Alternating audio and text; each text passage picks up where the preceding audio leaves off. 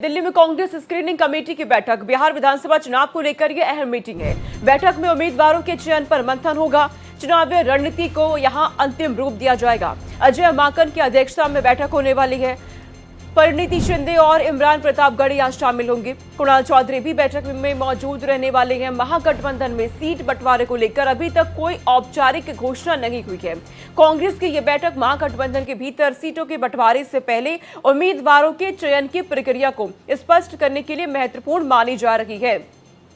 तो बिहार विधानसभा चुनाव को लेकर महागठबंधन में लगातार बैठकों का दौर जारी है। सीट शेयरिंग के फॉर्मूले को लेकर वहां मंथन चल रहा है, लेकिन इन सब के बीच सीट शेयरिंग का फॉर्मूला क्या होगा वो तय हो उससे पहले कांग्रेस उम्मीदवारों के चयन को लेकर के मंथन करने की तैयारी में जुट चुकी है। बिहार विधानसभा चुनाव की तैयारियों में कांग्रेस पूरी तरीके से लगी हुई है। दिल्ली से लेकर पटना तक बैठकों का दौर लगातार जारी है। बिहार विधानसभा चुनाव को लेकर ये मीटिंग बेहद अहम कांग्रेस की बताई जा रही है।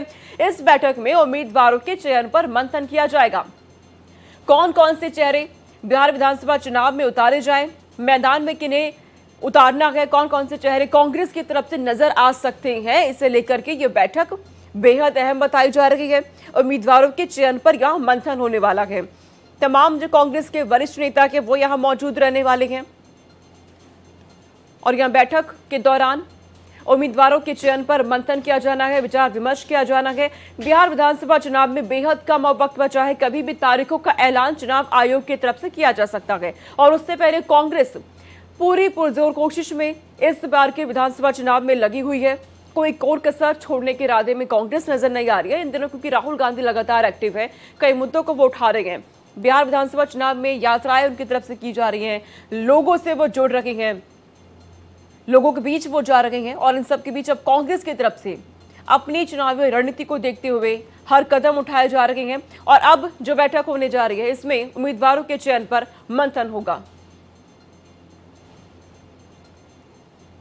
तो कांग्रेस स्क्रीनिंग कमेटी की यह बैठक अब यहां होने जा रही है। इस बैठक के दौरान कांग्रेस उम्मीदवारों के चयन को लेकर मंथन करने वाली है। इस खबर पे प्रशांत त्यागी हमारे साथ जुड़ गए, अधिक अपडेट वो देंगे। प्रशांत, क्या जानकारी मिल रही है, कितने बजे बैठक की शुरुआत होने वाली है, कौन कौन इस बैठक में नजर आने वाला है?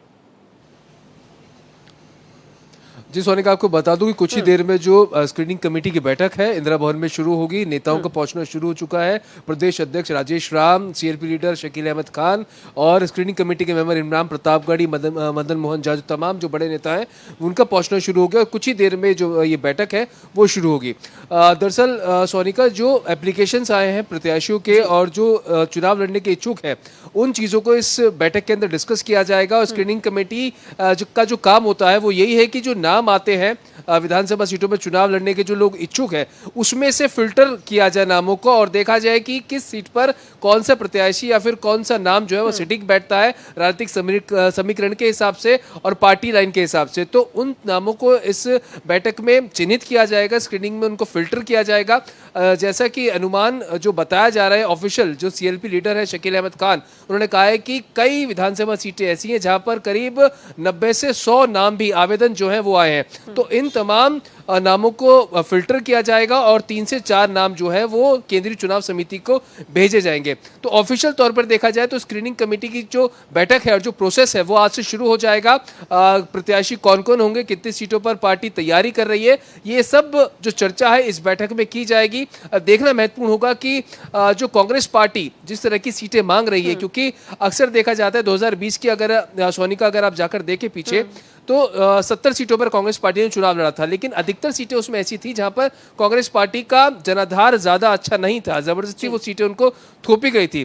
जो प्रभारी हैं इस वक्त प्रदेश के कृष्णा अल्लवर, उन्होंने साफ कह दिया है कि इस बार पार्टी सिर्फ और सिर्फ जिताऊ सीटों पर चुनाव लड़ेगी, यानी कि 19 सीटें जो पार्टी ने 2020 में जीती थी उन सीटों पर चुनाव लड़ेगी और जो सीटों पर दूसरे नंबर पर रही थी और जो वोट का मार्जिन 5000 से कम था उन सीटों पर कांग्रेस पार्टी अपने दावेदारी रखेगी। भले ही सीटें हमें गठबंधन में कम दी जाए, लेकिन सीटें हम वो लड़ेंगे जहां पर कांग्रेस पार्टी को विश्वास है कि वो बेहतर कर पाएंगे। और प्रशांत, क्या आपको आपके सूत्र बता रहे हैं लगभग कितनी सीटों की मांग यहां पर कांग्रेस की तरफ से हो सकती है, और क्या जो आज बैठक होने वाली है थोड़ी देर में इसकी शुरुआत हो जाएगी, क्या इस बैठक में उम्मीदवारों के चयन पर मंथन के अलावा सीटों पर भी क्या शेयरिंग का फॉर्मूला रहेगा, इस पर भी मंथन कांग्रेस कर सकती है?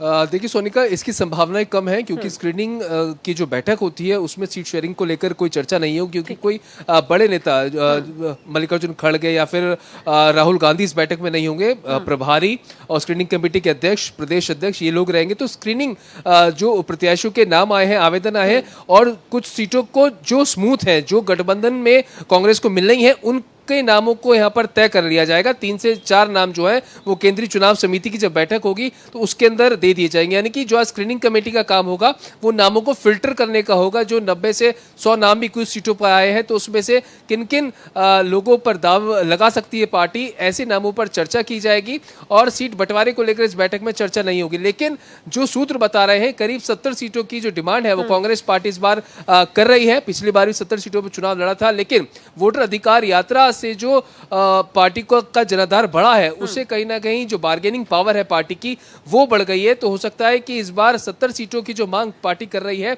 उस पर ही अड़िग रहे। और ये भी जानकारी क्या आपको सूत्र दे पा रहे हैं प्रशांत की, क्या जो पुराने चेहरे हैं उम्मीदवार के तौर पे उनका चयन हो सकता है या कुछ नए चेहरे भी इस बार मैदान में नजर आ सकते हैं कांग्रेस की तरफ से?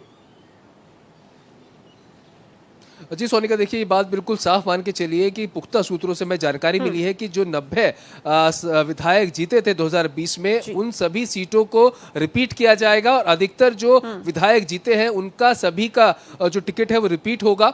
साथ ही साथ जो कुछ कम मार्जिन वाली सीटें कांग्रेस पार्टी हारी है, 5000 से कम का जो मार्जिन रहा है, उन सीटों पर भी कांग्रेस पार्टी दावेदारी करेगी। लेकिन पेच कहाँ फंसेगा? पेच यहाँ फंसेगा सोनिका, कुछ सीटें ऐसी हैं जो आरजेडी के कोटे में है और अब कांग्रेस पार्टी भी उन पर दावा कर रही है और कांग्रेस का मानना यह है कि उन सीटों पर कांग्रेस पार्टी का जनाधार राजद से ज्यादा है। तो उसमें देखने की बात होगी कि क्या राजद की जो कोटे की सीट है क्या वो कांग्रेस पार्टी को देगी या फिर नहीं देगी। और ऐसी भी चर्चा है, मीडिया रिपोर्ट्स में कहा जा रहा है कि जो मौजूदा प्रदेश अध्यक्ष है राजेश राम, उनकी जो विधानसभा सीट है उस पर राजद की नजर है। तो अब यह देखना महत्वपूर्ण होगा कि सीट शेयरिंग को लेकर क्या कोई टसल सामने आता है, क्योंकि जो सीएलपी लीडर है शकील अहमद खान, जब खुद हम लोगों ने उनसे बात की है तो उन्होंने कहा सब लोग स्मूथली हो जाएगा, सब कुछ तय हो चुका है और जल्द ही इसकी अनाउंसमेंट कर दी जाएगी। लेकिन देखना यही महत्वपूर्ण होगा कि सीट शेयरिंग को लेकर, क्योंकि वीआईपी पार्टी के मुकेश सहनी वो कह रहे हैं कि 60 के आसपास सीटों पर चुनाव लड़ेंगे। सीपीआईएमएल के जो महासचिव है दीपांकर भट्टाचार्य, उनका कहना है कि 19 सीटों पर पिछली बार चुनाव लड़ा था, 12 सीटें उन्होंने जीती थी, तो उनका जो नंबर है, स्ट्राइक रेट है वो ज्यादा है, तो उनको प्राथमिकता ज्यादा दी जानी चाहिए सीट बंटवारे को लेकर। तो अब इन सीटों को लेकर कैसे एक बीच का रास्ता निकाला जाएगा वो आगे की बात है। लेकिन आज स्क्रीनिंग बैठक पे अब आप नजर रखिएगा अपने, किस तरह के इस बैठक में मंथन लगातार यहाँ पे हो रहा है। आपसे हम आगे भी अपडेट लेंगे प्रशांत। फिलहाल शुक्रिया तमाम जानकारी हम तक पहुंचाने के लिए।